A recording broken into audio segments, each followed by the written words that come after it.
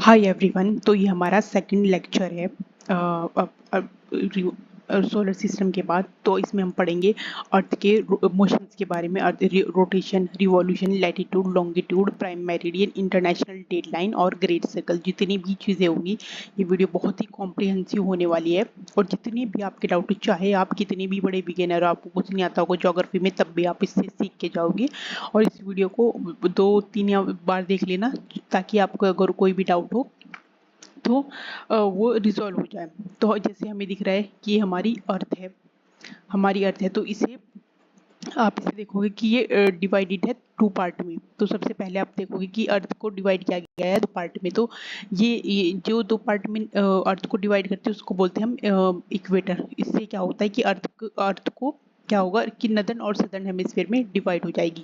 Southern hemisphere में 2 part में divide हो जाएगी। इससे क्या होगा कि इसमें इसमें जैसे होगा ना, इससे सीजन चेंज देखने को मिलेगा आपको। अगर नदर्न में समर है तो सदर्न में आपको क्या देखने को मिलेगा, टोटली अपोजिट देखने को मिलेगा, विंटर। विंटर तो जैसे हमारे यहाँ भी समर चल रही है नदर्न हेमिस्फीयर में। समर तो वहीं अगर आप ऑस्ट्रेलिया में जाओगे या साउथ अमेरिका की किसी कंट्री में जाओगे या साउथ अफ्रीका में जाओगे तो आपको विंटर देखने को मिलेगी। तो इक्वेटर किस चीज़ का क्या काम करता है, वो करता है कि उसे नदर्न और सदर्न हेमिस्फीयर में डिवाइड करता है। तो एक और लाइन होती है जिसको बोलते हैं हम प्राइम मेरिडियन, जिससे पता लगता है कि किसी भी जगह की लोकेशन का पता लगता है प्राइम मेरिडियन से या लॉन्गिट्यूड से। और वो अर्थ को कैसे डिवाइड करती है, ईस्टर्न हेमिस्फीयर में और वेस्टर्न हेमिस्फीयर में। तो क्या हुआ कि हमने 2 चीज़ देखी, हमने 2 लाइन देखी। एक थी प्राइम मेरिडियन जिसने क्या है अर्थ को डिवाइड किया दो पार्ट में, ईस्टर्न हेमिस्फीयर में और वेस्टर्न हेमिस्फीयर में। और एक थी इक्वेटर जिसने अर्थ को डिवाइड किया 2 हेमिस्फीयर में। इक्वेटर ने किस में किया, नदर्न हेमिस्फीयर में और सदर्न हेमिस्फीयर में। उससे हमें क्या पता लगा कि उससे हमें पता लगा कि सीजन्स के उसमें अपोजिट सीजन देखने को मिलेंगे इक्वेटर की वजह से। इक्वेटर जिस पार्ट को डिवाइड करती है। और तो इंडिया कहाँ पे, इंडिया है ईस्टर्न हेमिस्फीयर में, ईस्टर्न और नदर्न हेमिस्फीयर में। तो आपको ये याद रखना है कि क्योंकि एग्जाम में पूछ सकता है ये। अब हम देखते हैं कि और हमारी अर्थ को कितने इंपॉर्टेंट सर्कल्स में डिवाइड किया गया, इंपॉर्टेंट लाइंस है जो कि अर्थ को डिवाइड करती है। तो सबसे पहले हमने देखा इक्वेटर। तो ये इक्वेटर है 0 डिग्री। ये अर्थ को 2 पार्ट में डिवाइड करती है, नदर्न हेमिस्फीयर में और सदर्न हेमिस्फीयर में। और इसी सीजन्स का पता लगता है। जो इसके नॉर्थ में होगा वहाँ पे अलग सीजन होगा, साउथ पे होगा वो अलग ही सीजन होगा। अब हम देखते हैं इसी के 23.5 नॉर्थ में। तो जब भी आप कोई मैप देखोगे तो मैप में आपको जब भी कोई एक चीज़ देखोगे तो आपको ये देखना है कि ये नॉर्थ साइड होगी, ये साउथ साइड होगी, ईस्ट साइड होगी, ये वेस्ट साइड होगी। तो हम इसके नॉर्थ में जाएंगे, तो नॉर्थ में जाएंगे तो आपको एक लाइन दिखेगी जिसको हम बोलते हैं ट्रॉपिक ऑफ कैंसर। तो ट्रॉपिक ऑफ कैंसर है 23.5 होने का मतलब क्या है इस अब ये हमने ये लाइन हमने क्यों ड्रॉ की ट्रॉपिक ऑफ कैंसर, यानी कि इससे क्या पता लगता है कि इसके बियॉन्ड जो है सन की रेज पूरे साल कभी भी जो है वर्टिकल नहीं पड़ेगी। मतलब इसके बाद क्या होगा, जब 21 जून आता है इसके बाद क्या होगा कि यहाँ डायरेक्ट सनलाइट पड़ने के बाद सूरज क्या है घूमना स्टार्ट हो जाता है, वो साउथ की तरफ घूमना। तो ये उसका लास्ट पॉइंट है सनरेज का वर्टिकल पड़ने का, tropic of Cancer northern hemisphere में। अब हम आ जाते हैं सदर्न हेमिस्फीयर में। तो आपको यहाँ टॉपिक ऑफ कैप्रिकॉर्न देखने को मिलेगी। इसका क्या मतलब है कि इसके बियॉन्ड, इस लाइन के बियॉन्ड सदर्न हेमिस्फीयर में वर्टिकल रेज, सन की वर्टिकल रेज नहीं पड़ेगी। अब हम आ जाते हैं कि हमें देखने को मिलेगा आर्कटिक सर्कल। ये आर्कटिक सर्कल है 66.5। तो इससे क्या होगा कि इसके बियॉन्ड क्या होगा, अगर नदर्न हेमिस्फीयर में जैसे भी समर चल रही है नदर्न हेमिस्फीयर में, इसमें क्या होगा कि ये जो पूरा इसके बियॉन्ड जो एरिया है वहाँ पे आप क्या है, वहाँ पे सूरज डूबेगा ही नहीं, वहाँ पे सूरज निकलता ही रहेगा, मतलब सूरज अपने होराइजन से नीचे नहीं जाएगा। तो यहाँ आपको जो आपने सुना होगा कि 6 month day and 6 month night, उसका रीजन ये है कि इसके बियॉन्ड आर्कटिक सर्कल एक लाइन है कि इसके बियॉन्ड जो है सूरज नदर समर में छिपेगा नहीं। और अंटार्कटिक में क्या होगा कि अभी जैसे समर चल रही है तो अंटार्कटिक में क्या होगा, इसके बियॉन्ड सूरज निकलेगा नहीं, यानी कि अभी यहाँ रात हो रही है। इसी के बिल्कुल अपोजिट कर देना, जो अभी चीज़ें चल रही है नाइट, जो भी नदर्न हेमिस्फीयर में चीज़ें चली, जैसे भी समर चल रही है हमारे यहाँ, हमारे मतलब नदर्न हेमिस्फीयर में अभी समर चल रही है, तो इसमें क्या हो रहा है कि इसके बियॉन्ड तो सूरज निकल नहीं रहा, मतलब यहाँ अभी क्या चल रहा है, दिन चल रहा है, मतलब जितने भी 6 मंथ क्या है, दिन रहेगा, और यहाँ पे क्या, यहाँ पे 6 मंथ रात रहेगी। और ये हमने प्राइम मेरिडियन देख ली, ये ईस्टर्न और वेस्टर्न हेमिस्फीयर में डिवाइड करती है हमारी अर्थ को। तो हमने क्या क्या देखा, हमने इक्वेटर देखी जो कि अर्थ को डिवाइड करती है नदर्न और सदर्न हेमिस्फीयर में, हमने ट्रॉपिक ऑफ कैंसर देखी जो कि नदर्न हेमिस्फीयर में थी। उसके बियॉन्ड जो है उसके बियॉन्ड सूरज नहीं जाता, मतलब यहाँ तक नदर्न हेमिस्फीयर में वर्टिकल सनरेज पड़ती है। वहीं देखिए हमने tropic of Capricorn southern hemisphere में, इसके बियॉन्ड जो है सन की वर्टिकल रेज नहीं पड़ती, इसके बाद सूरज घूमना स्टार्ट हो जाता है, राइट। फिर हमने देखा अंटार्कटिक सर्किल सदर्न हेमिस्फीयर में, इसके बियॉन्ड क्या होगा कि या तो 6 महीने रात होगा या 6 महीने दिन होगा। वहीं हमने नदर्न में देखा, नॉर्थ में देखा हमने आर्कटिक सर्किल, यहाँ पे भी क्या होगा कि इसके या तो 6 महीने रात होगी या 6 महीने दिन होगा। जो आर्कटिक सर्किल पे हम नॉर्वे देखते हैं ना मिडनाइट सन, वो उसी का रीजन है कि सन जो है अपनी होराइजन से नीचे नहीं जाता। तो वो नॉर्वे में नहीं, जो भी उस सर्किल पे कंट्री होगी वहां पे हर जगह देखने को मिलेगा, बस नॉर्वे फेमस है इस नाम से।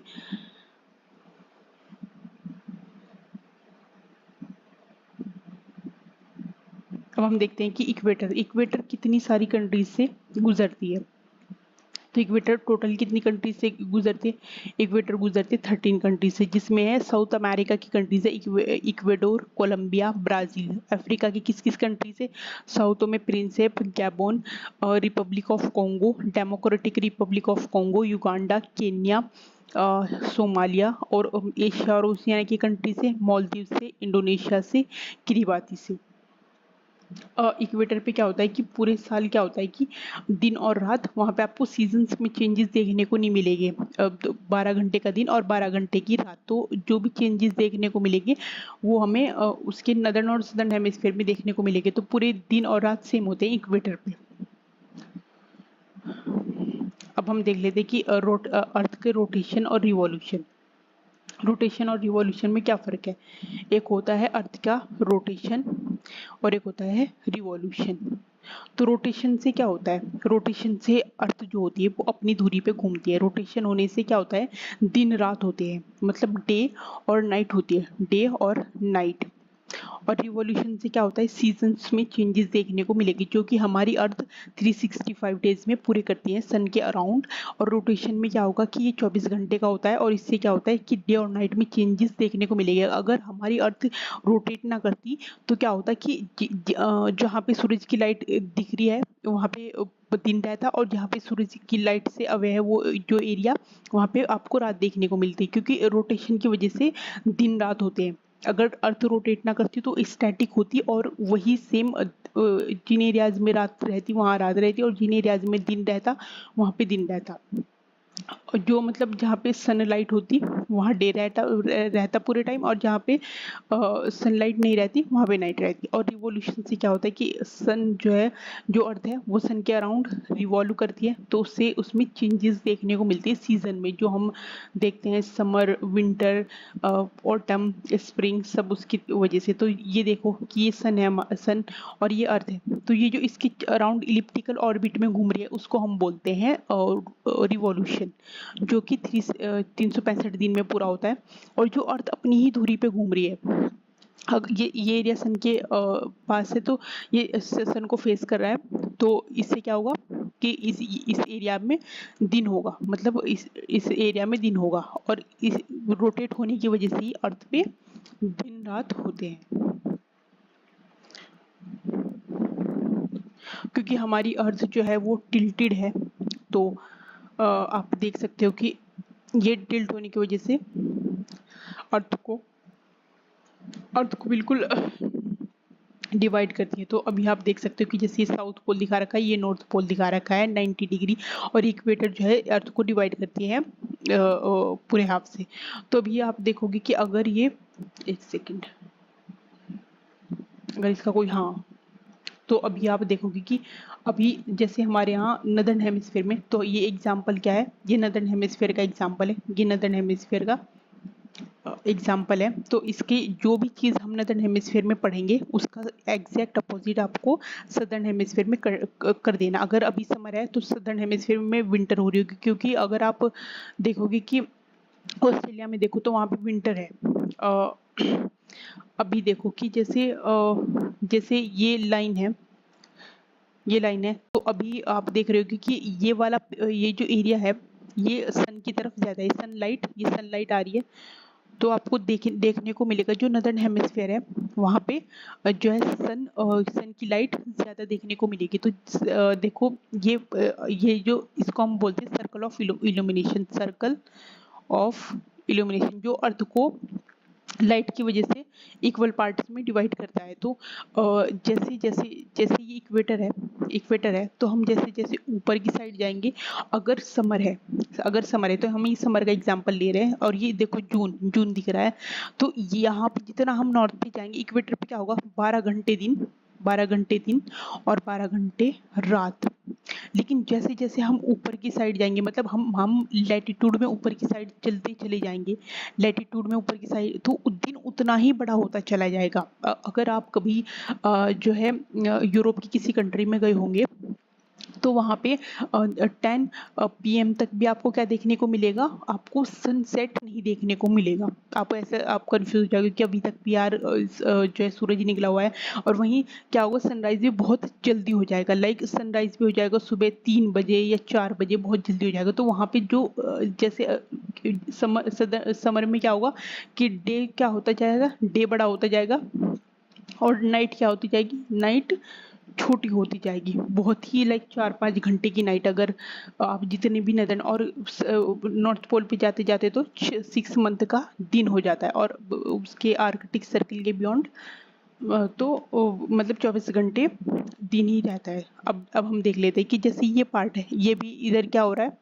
ये सूरज से दूर है, ये क्या है, सन से दूर है, सन से दूर है ये वाला एरिया।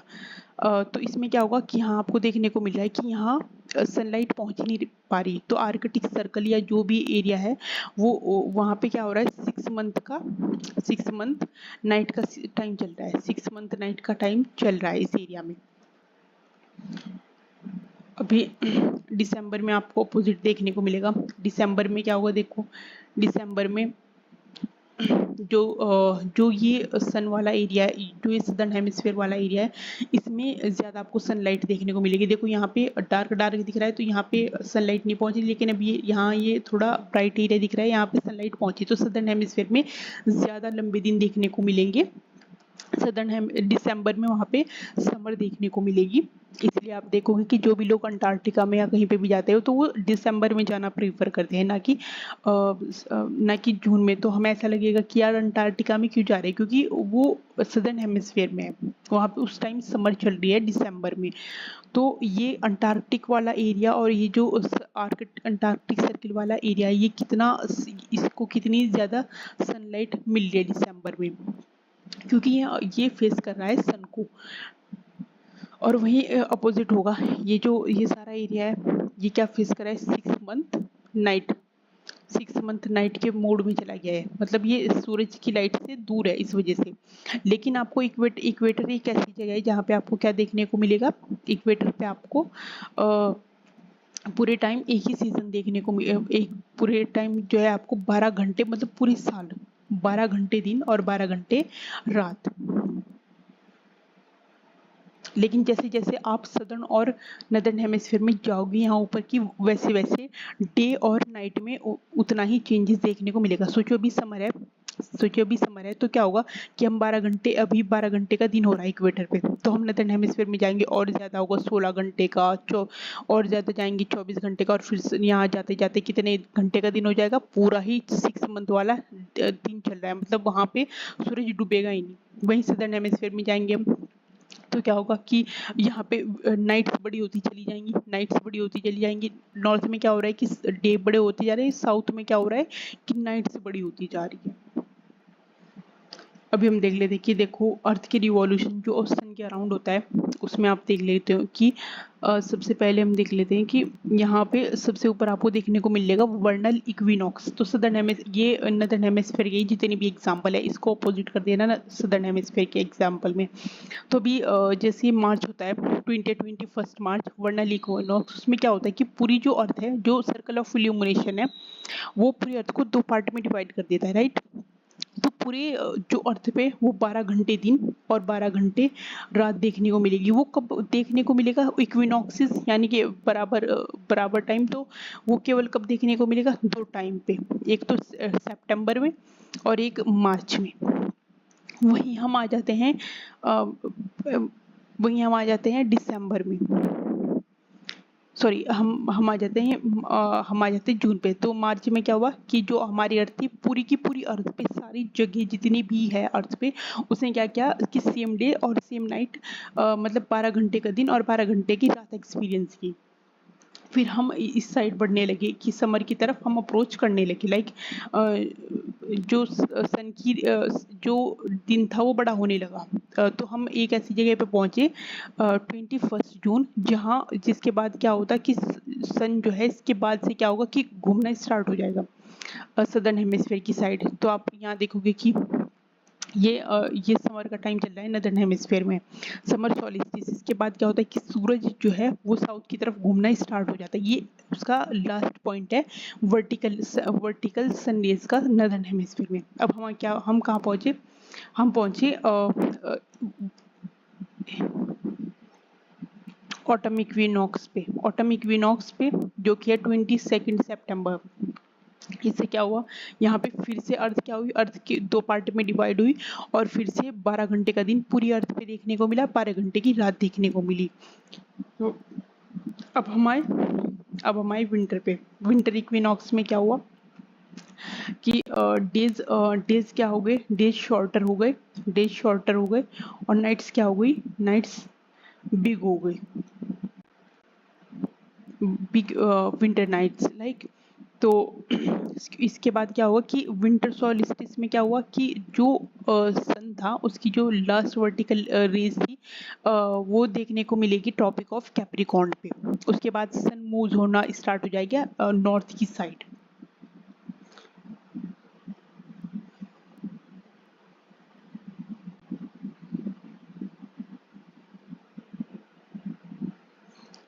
सो यहाँ पे आप थोड़ा और अच्छे से समझ सकते हो कि जैसे अर्थ है तो अर्थ हमारी टिल्टेड है 23.5 पे। तो आपको देखने को मिले कि जून सॉलिस्टिस समर जो है वो अभी जो चल रहा है नदर्न हेमिस्फीयर में चल रही है। तो आपको देखने को मिलेगा कि ये सर्कल ऑफ इल्यूमिनेशन अर्थ को 2 पार्ट में डिवाइड कर रहा है। इसमें क्या हो रहा है कि जो नदर्न पार्ट है वो ज्यादा टिल्टेड हो रहा है सूरज की तरफ। ये देखो आपको सनलिट एरिया देखने को मिलेगा। और एक बात ध्यान रखने की जरूरत है कि ये जो डे और नाइट का मतलब डे और नाइट में चेंज होना, मतलब उनके ड्यूरेशन में चेंज होना कि डे बड़ा होगा या नाइट बड़ी होगी, वो केवल पार्ट है और वो चीज़ आपको इक्वेटर पर नहीं देखने को मिलेगी। वो आपको देखने को मिलेगी नॉर्थ में, साउथ में। आपको इक्वेटर पे पूरे साल आपको 12 घंटे दिन 12 घंटे रात देखने को मिलेगी। तो ये चेंज जो है इक्वेटर पे देखने को नहीं मिलेगा, ये ध्यान रखना इस बात का। वहीं अब हम देख लेते हैं कि जो दिसंबर सॉलिस्टिस है इसमें क्या होता है कि आपको सॉलिस्टिस ध्यान रखना है। जून में क्या हुआ कि जो सूरज है वो जब आप ट्रॉपिक ऑफ जून सॉलिस्टिस है, ट्रॉपिक ऑफ कैंसर जो होती है ना वहां तक उसकी डायरेक्ट सनरेज पड़ेंगी। उसके बाद वो घूमना शुरू हो जाएगा, मतलब वो सदर्न की साइड घूमना स्टार्ट हो जाएगा। तो 21 जून उसका लास्ट पॉइंट होता है वर्टिकल सनरेज का नदर्न हेमिस्फीयर में। फिर उसके बाद वो घूमना स्टार्ट हो जाएगा। वहीं क्या होगा दिसंबर सॉलिस्टिस में जो ट्रॉपिक ऑफ कैप्रिकॉर्न है उस पे उसका लास्ट पॉइंट होगा वर्टिकल सनरेज का। फिर वो नदर्न की साइड घूमना स्टार्ट हो जाएगा। हम देख लेते हैं कि लैटिट्यूड और लॉन्गिट्यूड में क्या फर्क होता है। तो लैटिट्यूड को सिंपली आपको देखना है कि लैटिट्यूड जो लेटी हुई लाइन, इससे क्या होता है कि इससे पता लगता है किसी एरिया की क्लाइमेट का। तो जैसे हम इक्वेटर पे तो सारी चीज़ें ऑलमोस्ट सेम देखने को मिलेगी ना, वहाँ पे सीजन में चेंजेस देखने को मिलेंगे। इक्वेटर पे केवल एक जगह आपको देखने को मिल सकता है कि जैसे अगर कोई माउंटेनस एरिया है वो थोड़ा ठंडी जगह फील कर सकता है, अदरवाइज इक्वेटर पे आपको पूरे साल 12 घंटे दिन 12 घंटे रात, प्लस वहाँ पे क्लाइमेट भी क्लाइमेट सेम देखने को मिलती है, और वहाँ पे सीजन में चेंजेस देखने को नहीं मिलते। ये सारी इसके नदर्न और सदर्न में देखने को मिलेगा। तो 0 डिग्री और 30 डिग्री को हमने क्या बोला, मिडिल लैटिट्यूड, तो नदर्न और सदर्न हेमिस्फीयर में सेम देखने को मिलेगा। और फिर उसके बियॉन्ड जो हमने 60 डिग्री नॉर्थ के लैटिट्यूड, उनको बोला हमने हायर लैटिट्यूड, और सदर्न हेमिस्फीयर को भी क्या बोला हमने, हायर लैटिट्यूड। तो ये इनको लोअर लैटिट्यूड बोलते हैं हम, जो कि इक्वेटर के, क्योंकि इनकी डिग्री देख लेना, जो डिग्री में जितना कम होगा उसे हम लोअर लैटिट्यूड, और जितना हाई में होगा उसको हम हायर लैटिट्यूड बोलते हैं। जो भी लैटिट्यूड होती है वो एक डिस्टेंस होता है जो कि हम इक्वेटर से मापते हैं 0 डिग्री से। तो जो सबसे ज़्यादा डिस्टेंस होगा नॉर्थ पोल पे 90 डिग्री पे देखने को मिलेगा आपको, और इनको हम पैरेलल भी बोलते हैं। पैरेलल यानी कि मतलब इनका जो डिस्टेंस होता है वो सेम ही होता है। लेकिन जो ग्रेट सर्किल है, इक्वेटर को हम क्या बोलते हैं, ग्रेट सर्किल। ये देखो आप एक चीज़ देख सकते हो कि जो ये लैटिट्यूड है वो सर्किल्स में है, मतलब ऐसे घूम के आ रही है ये, क्योंकि ये तो हम वैसे देख रहे हैं, तो ये ऐसे घूम के, तो हमें इसे सर्किल, तो सबसे जो लार्जेस्ट सर्किल देखने को मिलेगा वो क्या होगा कि वो होगा great circle. Equator great circle बोलते हैं हम 0 डिग्री लैटिट्यूड को। और जितने हम इसके नॉर्थ में चले जाएंगे उतना ज़्यादा ये जो सर्किल है ये छोटे होते चले जाएंगे। सबसे बड़ा ग्रेट सर्किल 0 डिग्री, वहीं सदर्न हेमिस्फीयर में भी सेम देखने को मिलेगा। और क्लाइमेट में चेंज होता चला जाएगा, जितना हम नॉर्थ में होते चले जाएंगे उतना टेम्परेचर कम होता चला जाएगा। सेम चीज़ साउथ में देखने को मिलेगी कि टेम्परेचर जितना हम ऊपर जाएंगे उतना ज़्यादा टेम्परेचर कम होता जाएगा। तो जितनी ज़्यादा आपको गर्मियों या समर देखने को मिलेगी वो अराउंड 30 डिग्री लैटिट्यूड तक सबसे ज़्यादा देखने को मिलेगी, दोनों नदर्न और सदर्न हेमिस्फीयर में। यहाँ आप देख सकते हो कि किसी लैटिट्यूड लिखे हुए हैं न्यूयॉर्क का 40 डिग्री, लंदन यूके का 51 degree 30 minute north, Nairobi Kenya का, और 1 डिग्री सिडनी ऑस्ट्रेलिया का। तो ये आप किसी भी एरिया की क्लाइमेट पता लगा सकते हो। वहीं लॉन्गिट्यूड थोड़ा डिफरेंट होते हैं। जैसे लैटिट्यूड में हमने क्या देखा, लैटिट्यूड से आप क्लाइमेट पता लगा सकते हो, और लॉन्गिट्यूड से किसी भी एरिया का लोकेशन पता लगा सकते हो, वहाँ का टाइम पता लगा सकते हो। टाइम आपको लॉन्गिट्यूड से देखने को, लॉन्गिट्यूड को सिंपली कैसे याद रखना है, लॉन्ग जो लाइन है उससे हम लॉन्गिट्यूड को याद रखना है। तो एक 0 डिग्री जो 0 डिग्री जो कि ग्रीनविच लंदन से गुजरती है, ये 0 डिग्री है जो कि अर्थ को डिवाइड करती है ईस्टर्न और वेस्टर्न हेमिस्फीयर में, ईस्टर्न और वेस्टर्न हेमिस्फीयर में। वेस्टर्न हेमिस्फीयर में इससे क्या पता लगता है कि जो इसकी ईस्ट की साइड होंगे वहां पे क्या होगा, वहां पे जो टाइम होगा वो आगे होगा, अहेड आगे। चलो मैं वैसे लिख देती हूँ, और इधर क्या होगा, पीछे, बिहाइंड। इधर क्या होगा कि पीछे। तो जो भी एरिया होंगे अगर आपको पता उसके आगे लिखा हुआ है कि ईस्ट, आपको देखना है कि उस लैटिट्यूड में ईस्ट वेस्ट लिखा होना चाहिए, वरना इसे पता नहीं लगेगा। तो 0 डिग्री की ईस्ट, 0 डिग्री इसको प्राइम मेरिडियन भी बोल सकते हो, ग्रीनविच लाइन भी बोलते हैं इसे। तो इसकी ईस्ट में क्या होगा कि जितना भी ईस्ट में होता जाएगा उतना उसका टाइम आगे होता चला जाएगा, और जितना भी वेस्ट में होगा उतना टाइम पीछे होता चला जाएगा। इसी के अपोजिट, 0 डिग्री के अपोजिट जो है उस लाइन को हम बोलते हैं 180 डिग्री लाइन, जिससे हमें क्या पता जिसको हम बोलते हैं इंटरनेशनल डेड लाइन। इसी के कंप्लीट इंटरनेशनल डेड लाइन, उससे क्या होता है कि अगर आप उससे डेट चेंज हो जाएगी, अगर आप उसे ईस्ट वेस्ट की साइड चेंज करोगे तो उससे डेट में चेंज देखने को मिलेगा। और जो ये लॉन्गिट्यूड है, ये लॉन्गिट्यूड क्या होते हैं, नॉर्थ टू साउथ रन करते हैं, और इन्हें हम मेरिडियंस भी बोलते हैं। और इनकी जो लेंथ होती है वो सेम होती है, लेकिन इनका जो डिस्टेंस होता है वो इक्वेटर से पोल की साइड, ये पोल है, पोल की साइड चेंज होता है। तो जो इक्वेटर के पास होगी तो उस वो जो डिस्टेंस देखने को मिलेगा वो 111 किलोमीटर देखने को मिलेगा, लेकिन यहाँ पोल पे क्या देखने को मिलेगा, सारे एक जगह मर्ज हो जाएंगे, जीरो जीरो जीरो कुछ नहीं। और यहाँ सबसे कितना डिस्टेंस सबसे ज़्यादा इक्वेटर के पास देखने को मिलेगा, जो कि 111 किलोमीटर। और इनको सेमी सेमी सर्किल भी बोलते हैं, सेमी सर्किल।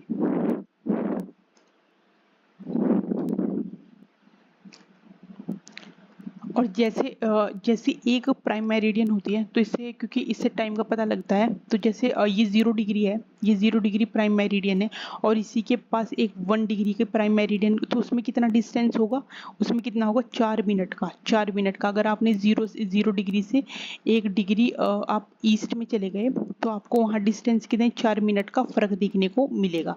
इससे क्या पता लगता है कि अगर हमने 15 डिग्री क्रॉस करी, 15 डिग्री लॉन्गिट्यूड क्रॉस करी, कितने मिनट का डिस्टेंस, हमें 1 घंटे का डिस्टेंस देखने को मिलेगा। कोई भी कंट्री जो चाहे वो अपनी कंट्री के हिसाब से इसे चूज कर सकती है, किसी भी लॉन्गिट्यूड को, और उसे अपने वहाँ का स्टैंडर्ड टाइम बना सकती है। बहुत सारी country different different standard times follow करती है, क्योंकि अगर कोई कंट्री ज़्यादा हॉरिजॉन्टली है तो वहाँ पे आपको बहुत सारे टाइम जोन्स देखने को मिलेंगे, जैसे कि कनाडा हो गया, रशिया हो गया, या यूएसए हो गया। लेकिन इंडिया में क्या है, आपको एक ही देखने को मिलेगा, जो कि 82.5 है, जो कि प्राइम मेरिडियन से कितना है, 5.5 घंटे आगे हैं हम, 5.5 घंटे आगे। इसलिए आप जो भी मैच होता है यूके में, वो इंडिया में देखने को आपको 7:30 बजे देखने को मिलेगा। तो जो प्राइम मेरिडियन है वो किन किन जगहों से गुजरती है, तो आपको देखने को मिलेगा ग्रीनविच से गुजरती है, और उसके बाद क्या है, आपको देखने को मिलेगा फ्रांस से गुजर रही है, स्पेन से गुजर रही है, अल्जीरिया से गुजर रही है, माली से गुजर रही है, बुर्किना फासो, टोगो, घाना, इन एरिया से prime meridian 0 degree prime meridian गुजरती है। तो जो यूके में टाइम होगा वही इन एरियाज पे आपको टाइम देखने को मिलेगा। लेकिन इंडिया इंडिया क्या है, इंडिया कितने आगे, इंडिया उससे 5.5 घंटे आगे है। तो हमने 82.5 को चूज किया अपना। तो हमारी जो इस डिग्री पे टाइम होगा वो ही पूरे इंडिया में फॉलो किया जाएगा। इसलिए जब आप इंडिया में देखते हो तो इंडिया में आपको क्या देखने को मिलेगा कि जो अरुणाचल है, चाहे वहाँ दिन पहले निकल जाता है, अरुणाचल और गुजरात में जो डिग्री का डिफरेंस है वो ऑलमोस्ट 30 डिग्री का डिफरेंस है। लेकिन क्योंकि हमने एक ही स्टैंडर्ड लाइन चूज की गई है, तो जो अगर यहाँ 4 बजे दिन निकल रहा है तो यहाँ 6 बजे दिन निकलता है, 6 बजे दिन निकलता है। अभी हमने देखा था कि जो 15 डिग्री, अगर हमने 15 डिग्री का, दो मेरिडियन के बीच में 15 डिग्री का डिफरेंस है, तो वहाँ 1 घंटे का आपको 1 घंटे का चेंज देखने को मिलेगा टाइम में। वहीं तो क्योंकि इंडिया में 30 डिग्री का डिफरेंस है, तो कितने का, तो इन दोनों एरियाज के बीच में कितना डिफरेंस देखने को मिलेगा, 2 घंटे का, 2 आवर्स का डिफरेंस देखने को मिलेगा।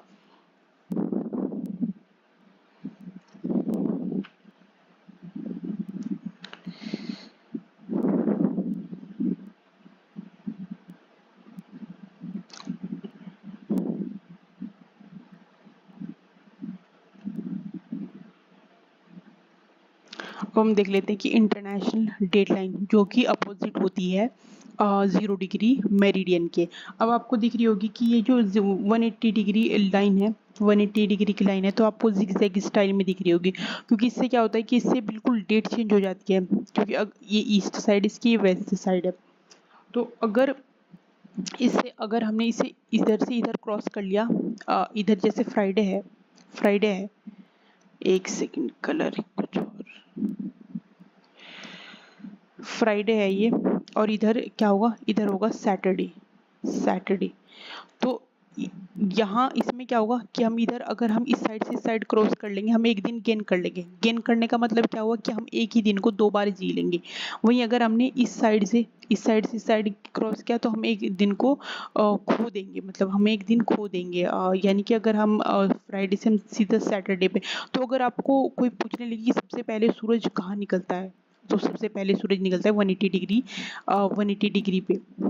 180 डिग्री ईस्ट पे, स्पेसिफिकली 180 डिग्री ईस्ट पे।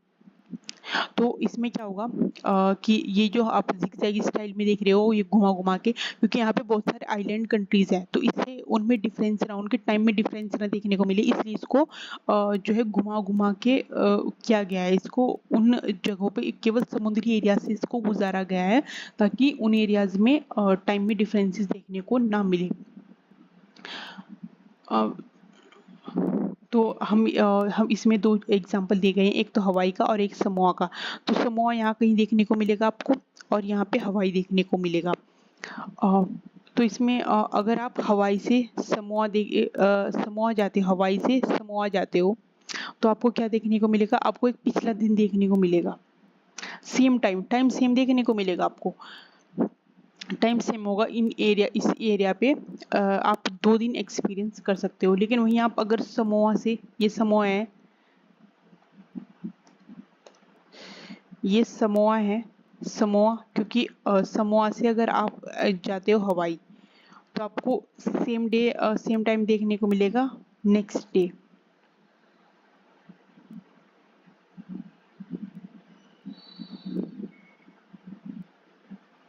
तो ये आप जिगजैग स्टाइल में देख सकते हो। तो ये इसकी वेस्ट साइड, 1 मिनट।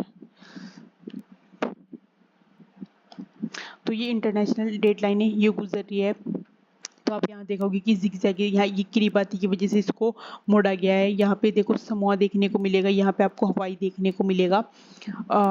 और ये इसकी ईस्ट साइड है, 180 डिग्री ईस्ट, और ये 180 डिग्री वेस्ट। तो अगर आप इसमें कंप्लीट चेंज देखने को मिलेगा। अगर इधर फ्राइडे है, इधर सैटरडे है, बट टाइम क्या है, टाइम एग्जैक्ट सेम है।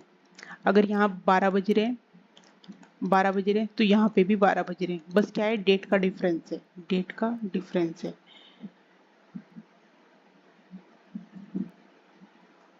मैं आपको यहाँ समझा देती हूँ कि जैसे ये 0 डिग्री मेरिडियन है, और ये 180 डिग्री ईस्ट है, 180 डिग्री ईस्ट, और ये 180 डिग्री वेस्ट। तो क्या होगा कि जैसे यहाँ पे इस एरिया पे ब्रेकफास्ट हो रहा है, ये हम आ गए हैं, और यहाँ पे क्या होगा, यहाँ पे लंच होगा, और यहाँ पे क्या हो रहा होगा, यहाँ पे डिनर हो रहा होगा। तो इसमें आपको क्या देखने को मिलेगा कि जो 10 डिग्री से हम डिसाइड करेंगे, अगर हम इसकी साइड, तो हम क्या होंगे, आगे होंगे टाइम में, और इधर क्या होंगे, हम पीछे होंगे टाइम में। मतलब 180 डिग्री बिल्कुल वेस्ट पे चली जाएगी। तो जब हम इन दोनों को फोल्ड करके हम एक जगह मिला देंगे, तो इधर क्या होगा, 180 डिग्री ईस्ट, और इधर होगा 180 डिग्री वेस्ट। तो यहाँ पे टाइम सेम है, टाइम एग्जैक्ट सेम है, लेकिन यहाँ पे जो चीज़ है ना, वो